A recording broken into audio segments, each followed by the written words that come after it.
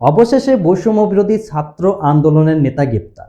এই মুহূর্তে আপনারা ছবিতে যাকে দেখছেন, ইনি নাকি একজন বৈষম্য বিরোধী ছাত্র আন্দোলনের নেতা।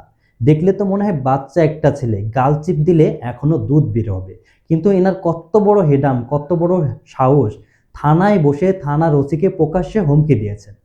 আমরা এর আগে থানা পুড়িয়ে দিয়েছি, থানার ওসিকে দিয়েছি এই বলে থানায় বসে থানার ওসিকে প্রকাশ্যে হুমকি দিয়েছেন। কত বড় সাহস এবং কত বড় পাওয়ার দেখুন। আরে ভাই, আপনি কিসের বৈষম্য বিরোধী আন্দোলনের নেতা? আপনি যদি বৈষম্য বিরোধী আন্দোলনের নেতা হয়ে থাকেন, তাহলে আপনি নিজে কেন বৈষম্য তৈরি করছেন? আপনার গ্রুপের একজন সদস্যকে পুলিশ ধরে এনেছে, এই জন্য আপনি থানায় এসে প্রকাশ্যে থানার ওসিকে থানায় বসে হুমকি দিচ্ছেন। তাহলে আপনি তো নিজেই বৈষম্য তৈরি করছেন।